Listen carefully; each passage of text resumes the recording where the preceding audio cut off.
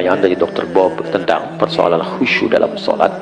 Memang khusyuk itu masalah yang luas, universal, tidak tersekat ke dalam profesi dokter bedah saja. Tukang kredit ketika sholat bisa ingat kreditnya, yang mau arisan bisa ingat tuh ya, ini giliran siapa menangnya. Semua. Karena itu di hadis Nabi menyebutkan umum. Ada dua penyebab orang tidak khusyuk. Pertama, faktor setan. Ada setan khusus menggoda orang sholat, namanya khanzab. Ada yang menyebut khizib. Setan tuh banyak jenisnya. Nanti mungkin bagus juga kalau kita belajar fikih setan, ya, supaya tahu cara menghindarinya, kan? Ya, kita nanti belajar jenis-jenis setan. Ada setan di rumah tangga, ya, ada di Quran surah kedua ayat 102, namanya dasim. Ada setan di pasar, itu yang kalau ke mall pulang-pulang masih inget tas belum dibeli. Ada, ya, ada banyak. Ya, ada setan di tempat-tempat musik, ada banyak macam-macam. Ya, nah ini kembali ke setan yang goda orang sholat. Nanti saya sampai ke jawabannya. Jadi Nabi mengatakan dalam salah satu hadisnya, bima ma'na idza kabbara, kalau seorang sudah mulai takbir, kemudian faqala syaitanu, maka setan sudah mulai berbisik di benaknya, udhkur kada, ingat ini, ingat itu. Untuk semua. Kalau kita belum takbir, itu biasa Pak, gak akan ingat tentang bedah, tentang pasien, tentang macam-macam. Tapi ketika Anda mulai takbir, Allahu Akbar, mulai ingat gunting tadi letaknya di mana, ini ada yang belum dibedah, ini ada yang begini, itu semua. Berarti normal, karena setannya betul menggoda, ya, datang tuh. Baik, hatta la yash'urul musalli kam raka'atan yusalli, sampai-sampai ada orang sholat yang tidak ingat berapa rakaat sedang ia kerjakan itu. Berarti benar kan hadis Nabi-nya? Dan kita semua umumnya hampir mengalami itu. Maka apa solusinya? Maka yang pertama, sebelum sholat diminta kita untuk berlindung kepada Allah, berniat dengan benar. Innamal a'malu binniyat, semua amal bergantung pada niatnya. Maka kalau kita khawatir waswas, fasta'iz billah, minta perlindungan kepada Allah dari godaan setan. Boleh ta'awudz, a'udzubillahi minasyaitonir rajim. Ada yang baca An-Nas, ya, qul a'udzu birabbin nas, minta kepada Allah perlindungan, itu boleh dilakukan. Ini bagian pertama. Dan ulama di sini nggak ada persoalan memohon kepada Allah perlindungan sebelum sholat, karena sholat dibuka dengan takbir secara bacaan, kemudian ditanamkan dengan niat.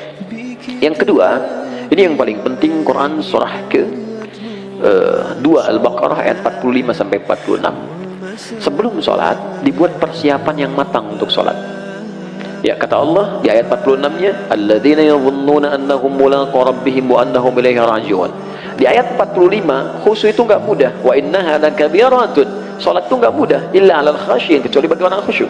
Siapa orang khusyuk ini? Ternyata khusyuk dimulai sebelum salat, bukan saat sedang salat. Jadi ada tahapan khusyuk dimulai sebelum salat.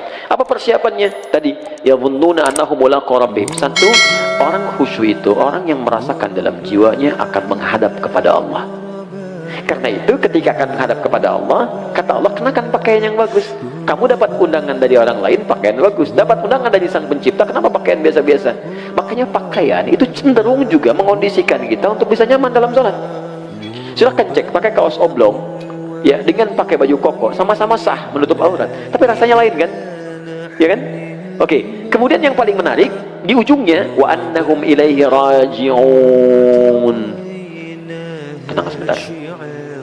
Kalau Anda mendengar kalimat raji'un, apa yang terbayang? Inna lillahi wa inna ilaihi raji'un. Nah, dalam sholat itu, ketika kan sholat, kalau ingin khusyuk kata Allah, rasakan mungkin ini sholat terakhir yang Anda kerjakan dalam hidup. Mungkin wafat dalam sujud. Apa yang Anda pikirkan membedah orang kalau Anda wafat sekarang? Apa yang Anda pikirkan tentang gunting, tentang segalanya, tentang selang, tentang infus? Kalau Anda wafat sekarang, apa yang mau Anda kerjakan kata Allah? Percuma pikirkan semuanya. Maka Nabi sering katakan sebelum sholat, sallu sholatan muwadda', sholatlah engkau seakan-akan sholat ini jadi perpisahan dalam hidupmu.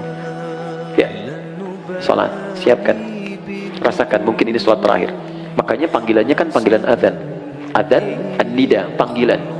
Oke, saya ganti namanya. Andi, ada namanya di sini? Tidak ada. Baik, kalau tidak ada, oh ada. Baik, kalau ada saya ganti dulu. Asep ada? Ada. Ah, pasti nggak ada. Suneo. Nggak ada kan? Ah, pasti nggak ada. Suneo dipanggil Allah. Apa artinya? Kita dipanggil tiap hari.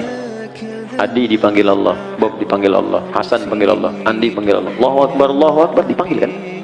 Mungkin sholat itu panggilan terakhir dalam hidup kita.